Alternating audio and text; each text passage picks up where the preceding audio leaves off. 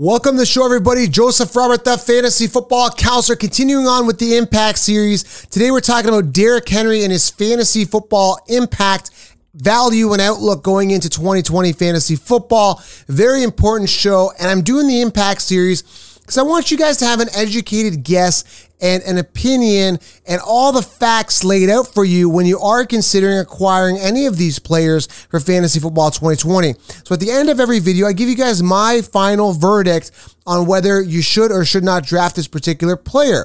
Now, if you're on YouTube, I've linked below the impact series so you can get all of the impact players that are fantasy relevant, and I'm building out the library for you guys.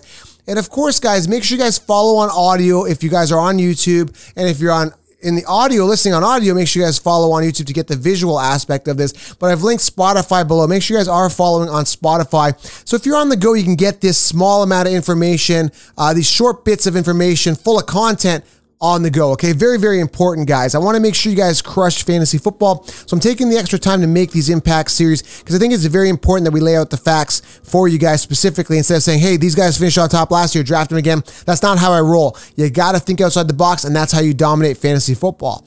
Speaking of dominating fantasy football, make sure you guys get the 16-round draft solution as well. There is a link here below. Pin that as well with the Spotify, pinned comment at the top on YouTube, or head on over to thefantasyfootballcounselor.com and get the 16-round draft solution. First ever and only video training. I'll give you all of my optimal players. You're going to absolutely love it. It's an unfair advantage over the competition. You're going to absolutely love it.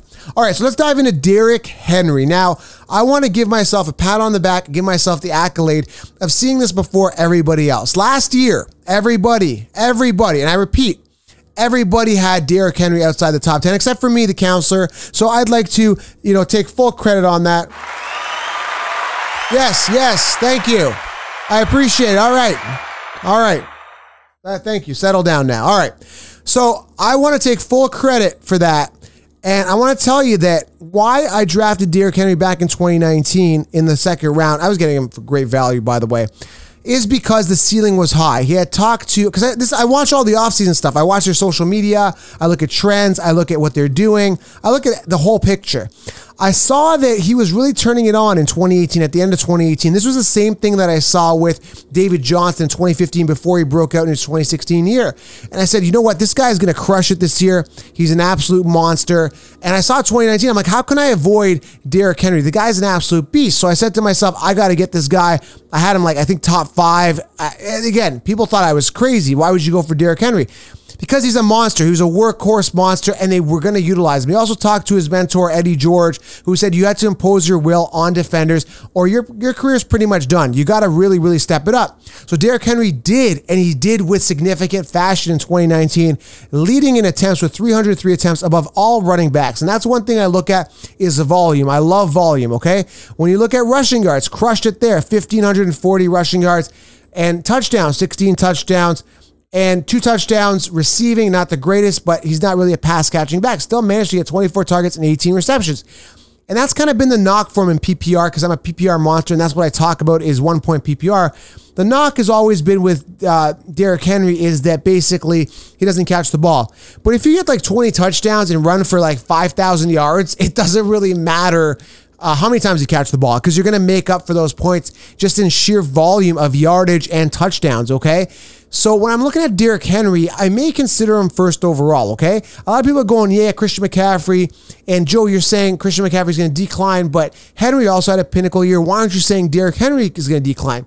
Because I genuinely believe that Derrick Henry has still yet to hit his ceiling. I think he had a great season last year, but I still think there's more in the tank. Whereas Christian McCaffrey, he's topped out.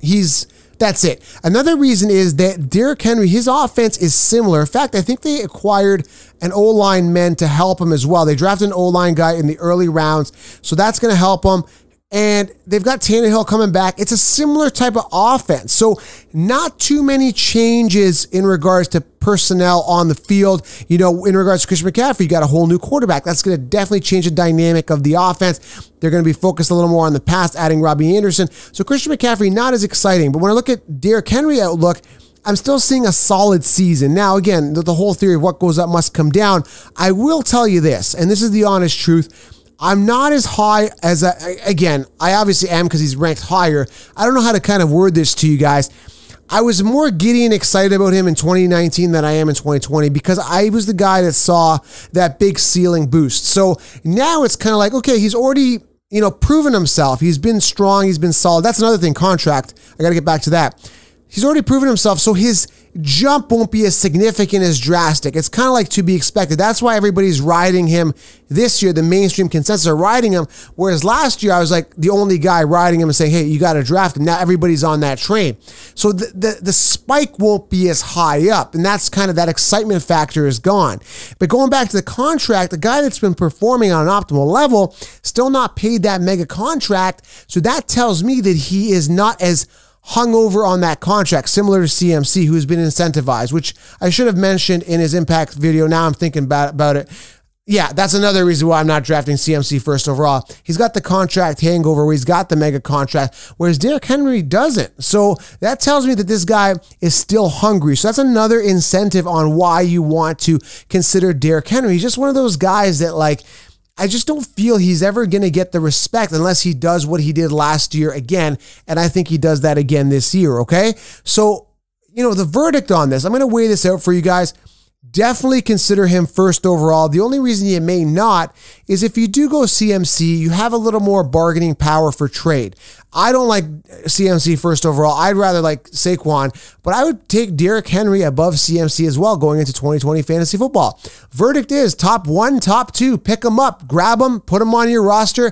And he shouldn't be the only guy you should be focused on. You should be going robust RB anyway as part of a fantasy football draft strategy. And I talk about that.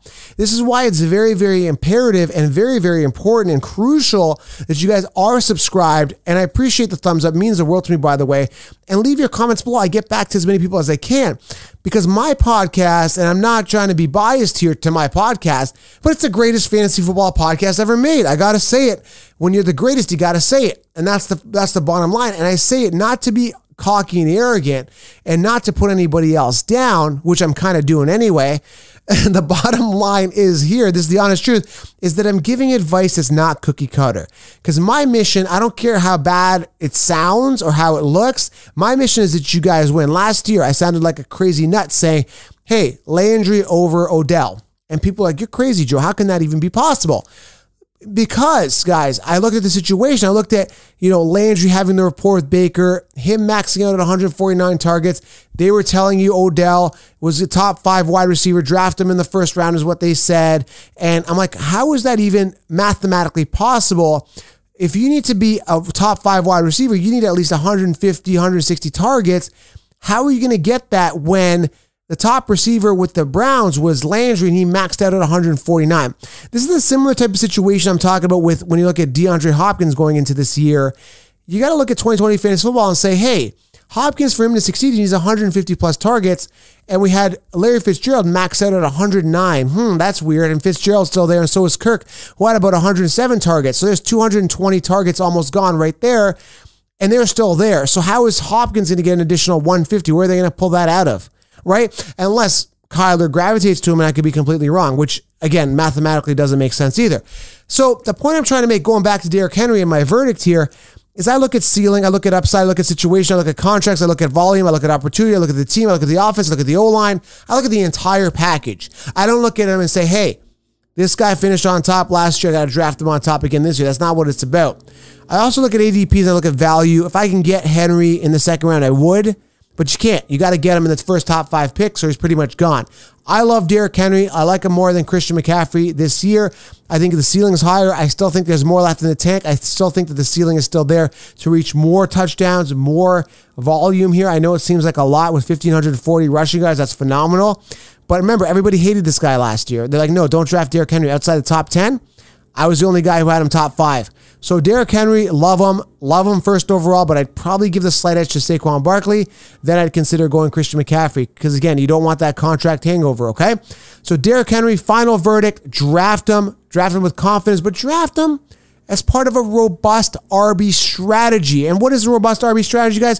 Very simple. Acquiring as many running backs as you can with minimal committees in the first 3 to 4 rounds. And again, for 2020 fantasy football, I'm literally considering This is the honest truth. I'm literally considering going 4 running backs. I've been doing a bunch of combos. I talked about this in the 16-round draft solution, and I priced that so everybody can get it. Get it at thefantasyfootballcounselor.com. There's a link below.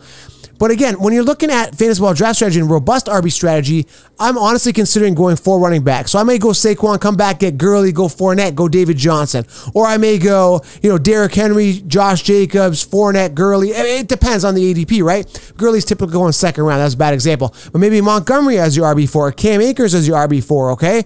So guys, there's a ton of depth at wide receiver, a ton of depth at quarterback. You need to really secure those running backs early on with minimal committees. I cannot express to you how important this is for your success for fantasy football 2020. When you're looking at running backs after the 4th, 5th round, I say after the 5th round, you're looking at the Phillip Lindsays and the Jordan Howards of the world. Nobody wants those guys. Those guys are going to be in committees, especially they have running backs that are better than them on the team that could potentially surpass them. You don't want that. You want those secure guys early on.